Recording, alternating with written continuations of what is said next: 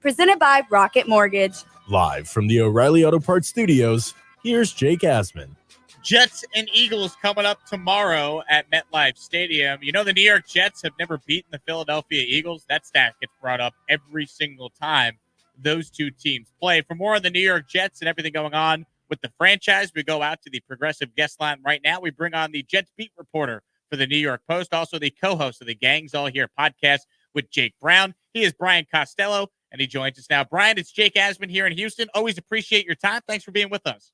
No problem, Jake. Thanks for having me. Absolutely. So, every time Jets play the Eagles, I mentioned it at the top, we hear the stat, well, the Jets have never beaten the Philadelphia Eagles. Are they due to finally get a win against the Eagles tomorrow?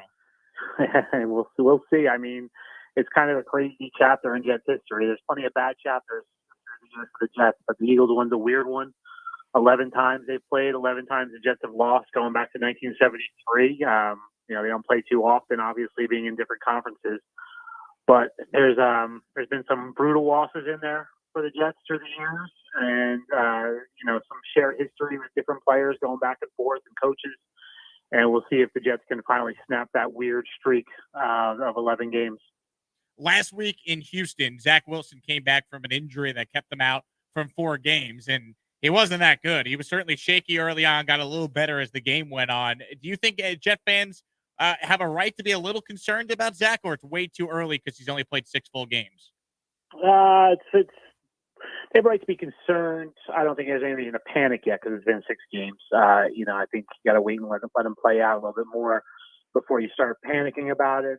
But I understand their concern. There hasn't been a lot of good games from Zach. Really the Tennessee game, he played pretty well, but other than that, it's been struggles. He hasn't had a game without a turnover. I think, in these last 6 games, you want to see him come out and play a clean game, not turn the ball over, and be the reason the Jets win. I think that would be big. I don't think in 6 weeks we're going to know for sure if Zach Wilson is the answer or not. Like, you look around the league, there's guys that take years to figure that out. But I do think, in 6 weeks, if he has some good games, if he wins a game where it feels like he carries the team a little bit, if you're a game without a turnover, if he can get 300 yards passing in a game, Jets fans and the Jets themselves can go into this offseason feeling better about Zach Wilson than they feel right now. What do you think it is that has prevented him from getting off to a quick start? It seems like every game the Jets are playing from behind and the offense is going 3 and out. It looks like the game's too fast for him at the beginning. It looks like it takes a little time for him to settle in. I mean, because you say, I'll give him easy throws. Well, there was in Houston last week, he had some easy throws where he sailed it over the running back's head, or he put it, 5 yards in front of Elijah Moore on a short pass. He just looks like he's kind of sped up in the beginning of games, and it takes him a little while for things to slow down for him and for him to start, figuring out the defense and making plays. Is that a big reason why you think they brought in John Beck, his personal QB coach? Yeah, I think it's part of it. I think they were just probably, after the bye week, he went and worked with John Beck, and I think they were probably saying, why don't we just bring him in? That can help. I think John Beck is there to help Zach mentally more than anything. They have a lot of coaches working with the quarterbacks right now with Matt Cavanaugh and Rob Calabrese and Michael LaFleur. So I think John Beck's just kind of, he knows him well and kind of calm him down and work with him that way. Brian Costello, who covers the New York Jets for the New York Post, is our guest here on our Progressive guest line. Brian, obviously Zach Wilson's in year 1. So is the head coach of this team, Robert Sala. Being around Robert Sala, watching him up close, what have you learned so far about the Jets' first-year coach?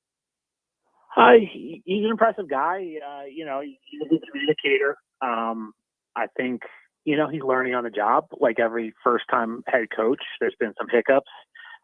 He really hasn't had too many tough decisions in game to make yet. The Jets haven't played a lot of close games, and there hasn't been a whole lot of, where you can get a feel for him on 4th down and things like that. I think he does lean on analytics a lot. He went for 2 points last week when they were down by 5 in the second quarter, which is an unusual move in the history of football, and it's probably more prevalent now with analytics coming in. So I think he's into that, but he's got a very young coaching staff around him, very inexperienced coaching staff. They have 5 position coaches for the first time. The first-time offense coordinator, the defensive coordinator was the interim in Atlanta for a while last year, but this is the first time he's had the full-time job. So I think they, as a coaching staff, they're going through some growing pains this year. But, overall, I think Sala, he stopped the bleeding on defense after they gave up 175 points in 4 games. They've slowed that down, so I think that's a positive, and it feels like he's kept the train moving there.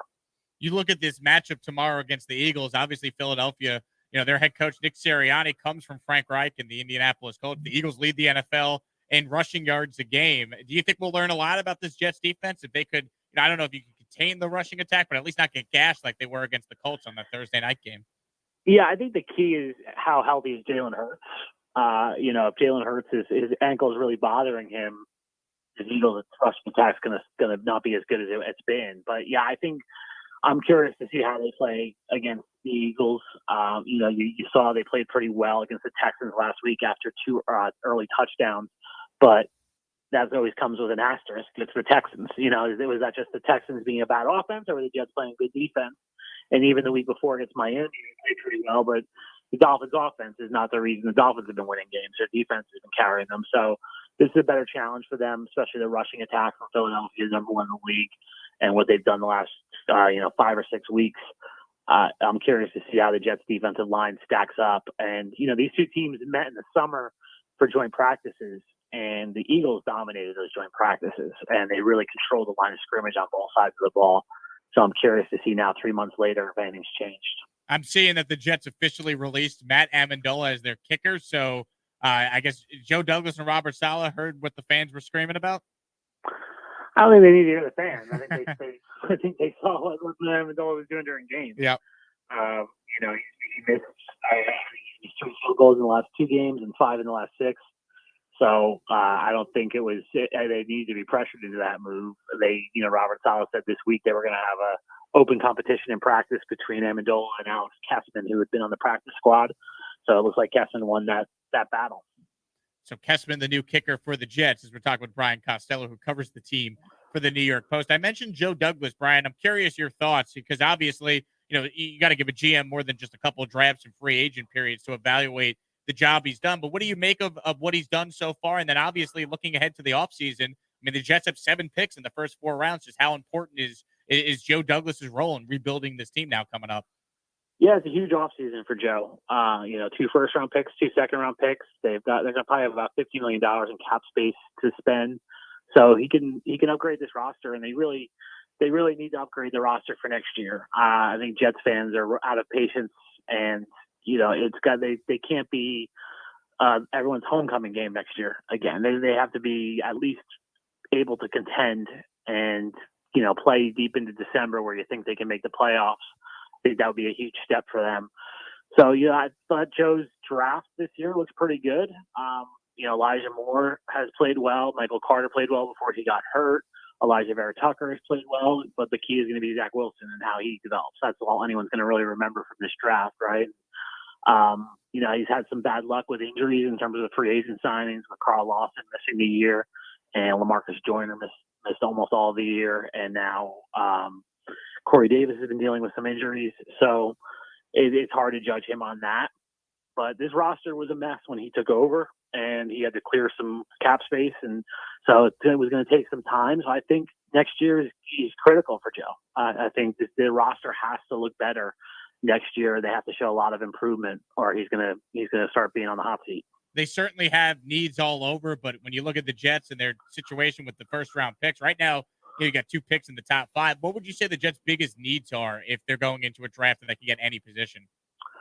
Cornerback, I think, is the number 1 need. This year, Joe Douglas really didn't address cornerback, and he couldn't fill every hole, and he kind of left that one alone. And the corners have played okay this year, but they need a stud cornerback there. And I think Bryce Hall has shown he could be a good number 2 starting cornerback, but they need to draft someone who could be, that number 1 guy, and that will kind of open things up for Robert Sala and Jeff Ulbrich on defense too, in terms of blitzing a little bit more, that kind of thing. So that would be number 1 for me. They could use another edge rusher. I think, they're going to get Carl Lawson back next year, but I think they could still use another one there. And then on offense, I still think you need another offensive lineman. If they can get a top receiver, I would do that. tight end. Although I would take tight end in the first round, but I think tight end, somewhere along the line, they have to address that position. Brian Costello with us here. Finally, Brian, I was listening to Gangs All Here, the podcast that you do, of course, with Jake Brown. And being in Houston, being a native New Yorker, I went to the game as a fan this past Sunday, so I wasn't up in the press box. But I heard you talking about the donuts that the Texans provided to the media. Yeah. Let me tell you, those donuts are as good as anything you'll have all season, right? Yes, Voodoo Donuts was awesome. Yep. It was. I've seen them on the Food Network before, so I was excited. It was quite an impressive display by the Texans in the press box. Their football might not be that good right now, but it's the press box food was great. No doubt. Try having to talk about it for 4 hours a day on a local radio down here. Brian, appreciate the time, man. Been a fan for a long time. Always great when you could join. Thanks so much for a few minutes. Thanks for having me, Jake. Brian Costello from the New York Post joining us there on our progressive guest line, giving us the latest on the Jets ahead of their game with the Philadelphia Eagles tomorrow. We'll take a quick break and continue. Jake Asman hanging out with you here on Sports Map Radio. We're coming right back.